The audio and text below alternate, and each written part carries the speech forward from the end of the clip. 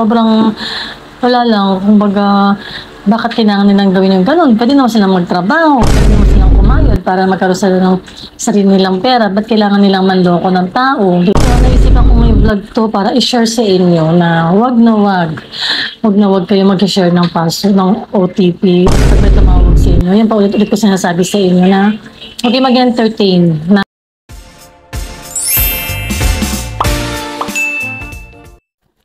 hi mga friendship, welcome back to my channel. So today is May 12, Sunday. So it's Mother's Day today. So happy Mother's Day sa mga mami and mama, lola, inay, kung ano man. So happy Mother's Day sa inyo. So ngayon, ang ganap natin ay sa bahay lang tayo. Hindi kami lumabas ngayon kasi alam ko naman na marami nag-celebrate ngayong Mother's Day sa mga mall. So syempre, marami na naman tao, mahirap na naman mag-park. Puno na naman ng mga parking. Pahirapan na naman maghanap ng upuan sa mga restaurant, sa mga fast food, sa mga ganyan. So ngayon, dito lang kami sa bahay. So siguro bukas na lang kami lumabas kahit na late. At least, hindi kami makikipagsabayan sa mga nag-celebrate ng Mother's Day. Ang hirap kasi, lalo na may kasama kang bata. Mahirap kasi. So yan, hinabangan ko yung aking handle ng aking camera. Wait lang. So today, mga friendship, meron ako ikukwento sa inyo. Alam niyo, grabe talaga yung nangyari sa akin yun. Pero bago muna ako magkwento, ako ay magpapalaman muna ng tinapay. So, yan ang aking merienda. yung anak ko, yung panganay ko, lumabas na naman, kumain na siya. Nauna na siyang kumain sa akin habang naliligo ako. Actually, kakatapos ko lang maligo, tingnan nyo, basa pa yung buhok ko. Pero, grabe sa sobrang init ngayon ng panahon, pagkalabas ko pala ng CR, pawis na pawis ka agad kayo. Grabe ang pawis ko talaga kanina, yung likod ko, pawis na pawis. Ayun. So, yun mga friendship, inisip ko kung magtitimpla ako ng kape. Alam mo naman, syempre, init-init na ng panahon ngayon, kaya lang, parang hindi kasi kompleto ang pagmerienda mo ng tinapay kung walang kape. So, siguro, magtitimpla na lang ako, kahit na mainit. So, yun mga friendship, kasamahan nyo ako. Wait lang. So, dito tayo sa kusina. Hi! Ang aking baby. Ayun. Asa na ba? Hi mga friendship! Yes? Say hi mga friendship! Hi! So, yun mga friendship, magtitimpla tayo ngayon ng kape. Kape. Kahit na mainit ang panahon, kape pa rin. Kape is life. So yun nga mga friendship, may share ako sa inyo. Ito ay isang awareness ba na nangyari sa akin. Kaya ikukwento ko sa inyo para maging aware kayo. Pero syempre, wait lang. Titimpla muna ako ng kape. Para habang nagkukwento tayo, ako pala, kumakain ako. Mamaya nagsasalita ako, naka-off pala yung aking mic. So, wait lang. Ito tayo. So, sana ko mag-milk tea. Kaya lang, Sunday kasi ngayon may pinagbibilihan ko, close lang ngayon. So, baka tomorrow na lang. Kapag tinamad akong lumabas kami. That's water. Pero baka lagyan ko na lang ng malamig na bibig to. Para nakang cold coffee. Anuin ko lang. Tunawin ko lang yung kape. Saka yung creamer. So, ayan. So, ayan. Grabe ang init, no? Ayan talaga ng panahon ngayon. Kaya lang, baka sobrang tapang ng, sobrang lang. Kape ko. Wait na, nadagdagan ko pa ng tubig. So, yun na nga mga friendship, kukwento ko sa inyo. Kasi last week, actually sa work ako nun, may tumawag kasi sa akin na taga-bangko. Sasabihin ko pa ba yung bangko? So, siguro hindi na. Kwento ko na lang para maging aware lang din kayo. Ayun nga, may tumawag sa akin na taga-bangko daw sila. Tapos, ang credit card ko nga daw, kumbaga, upgrade. From Blue Mastercard, naging Platinum. That time, yung tumawag sa akin yung taga-bangko na daw na yun. Nagtataka ako kasi pinapost ko na yun yung ano ko na yun eh. Yung credit card kong yun. So, iniisip ko lang na baka pumatawag sila eh, na ano nga ako, kumbaga na-qualify na naman ako ulit sa, yun nga, maging platinum. Pero nag-ano talaga ako, nag-isip talaga ako noon.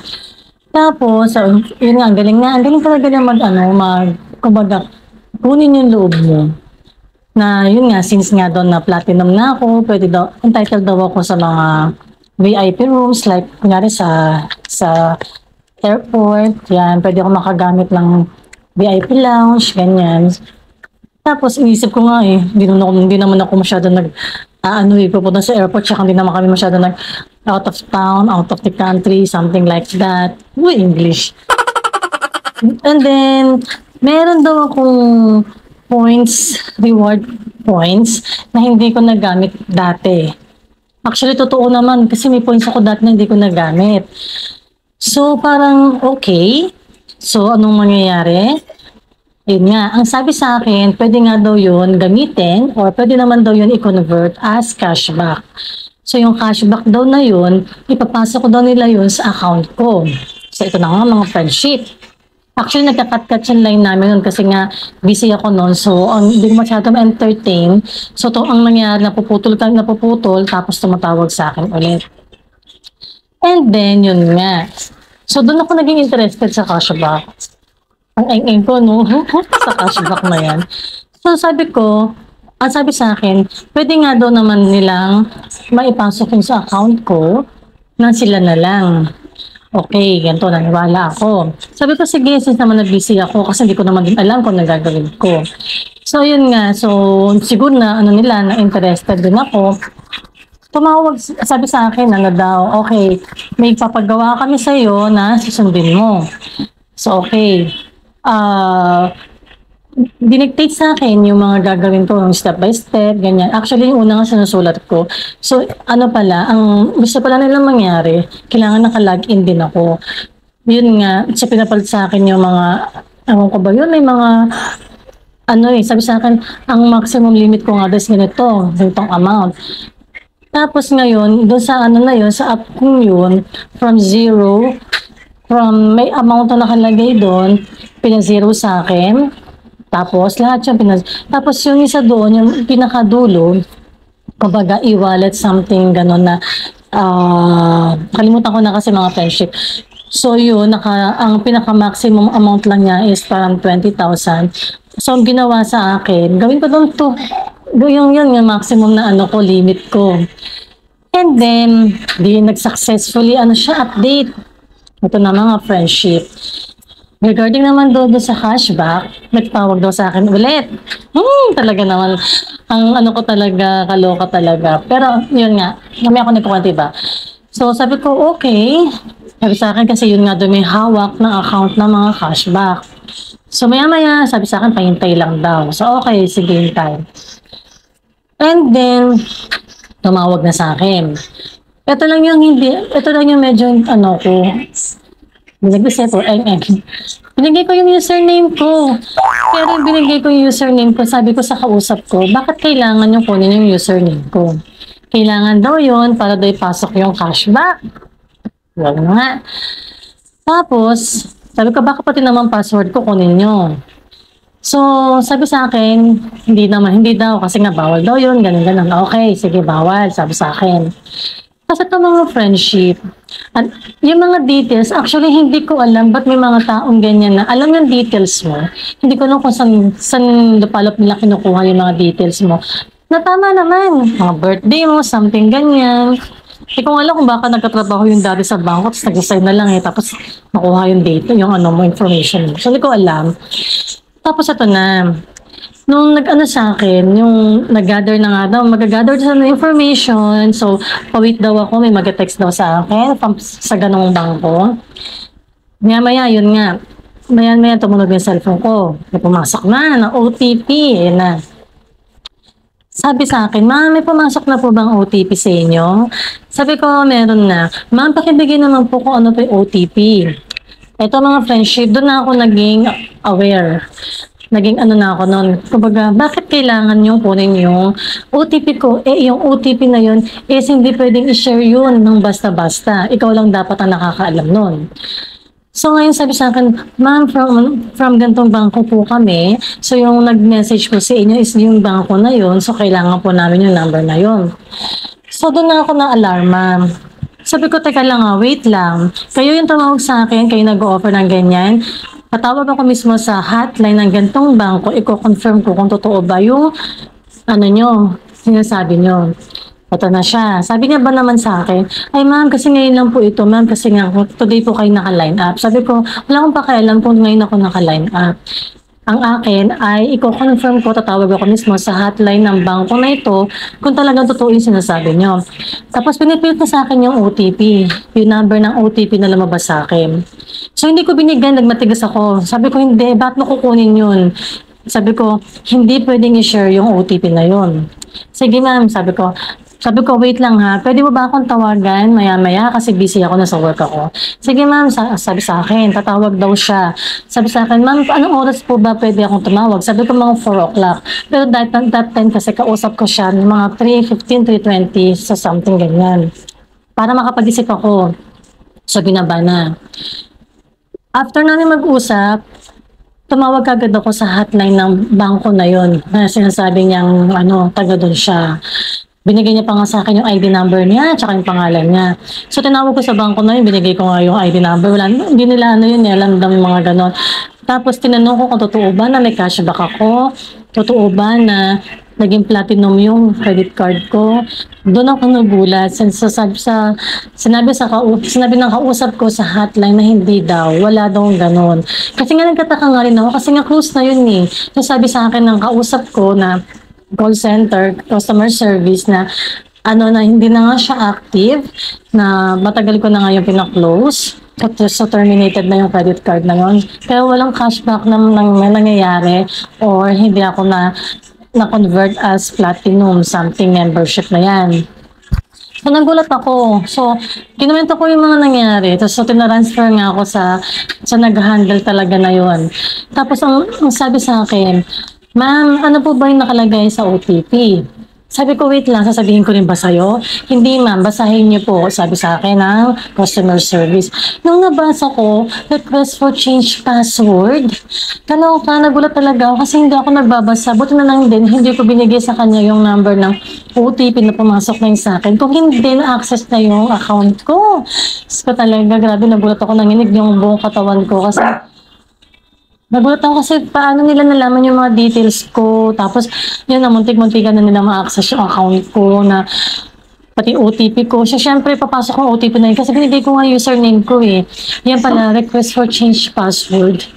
So, grabe talaga, mga friendship. So, yun, tinawag ko yung credit card na pinaano ko yun, na kinonfirm ko na talaga bang close na yun, ganyan, close na daw yun. Tapos ngayon yung tinransfer naman ako sa nag-handle na online banking. So, ang ginawa nila, binalak kagad nila yung access na yun kasi nga mamay ma-access nila for security purposes na lang din. Binalak nila, kaya kahit ako hindi ko ma-access. So, ang sabi nga sa akin, ang advice nga sa akin, kung gusto ko daw ulit na mag-online banking, pwede daw akong pumunta sa malapit na branch. Wait lang So, pumunta nga daw ako sa malapit na branch sa akin. So, munti ka naman ako mag-undertime kinabukasan. Buti na tinawagan ko ulit yung hotline. So, yun nga, nagawa na ng paraan na. So, ang ginawa nila, in-unblock nila yung ko ulit, yung access ko sa online. Pinapalit sa akin yung username, tsaka yung password, something ganyan. So, sobrang thankful ko talaga kay Lord din kasi, kumbaga, kahit pa paano, kahit na nila yung utak ko, kasi syempre cashback eh. Inaamin ko na talagang nagkamali din ako sa cashback na yun. Pero at least, na-alerto ko sa bakit kailangan kunin din yung OTP. Hindi naman talaga dapat kunin yun. Hindi mo pwedeng basta-basta ibigay yun. Kasi yun ang pinakasusi para ma-access nila yung account mo. So, yun lang mga friendship. So, sobra talaga akong nun sa nangyaring yun. Kaya ang mapapayo ko lang sa inyo para maging aware lang din kayo na wag niyong ibibigay yung OTP nyo. Kahit yung username nyo, wag niyong ibibigay. Lalo na kapag may tumatawag sa inyo. Yun nga sabi sa akin ng customer service ng bangko na nakausap ko na hotline. Na hindi sila tumatawag ng gano'n sa isang customer para mag-alok ng ganong kagayang sinasabi ko. Never silang gumawa ng ganon. Ngayon, ayun nga, kapag may pumasok sa inyong OTP, basahin yung maigi. Bakit may OTP? Lalo na kung hindi naman kayo nag-request ng password or something na hindi kayo nag-access ng account nyo, bigla kayo naka-receive ng OTP. Teka na, naririnig yata yung, ni Jen, wait lang. So, yun nga. So, magtaka kayo kapag may pumasok sa inyo ng OTP na hindi naman kayo nag-access ng account nyo. Or, basahin nyo kung ano yung nakalagay sa OTP na yon, change password ba yun, or something. Basta nakalagay naman yun doon eh. Ako hindi ako nagbasa, pero buti na lang hindi ko binigay yung OTP ko. Tapos,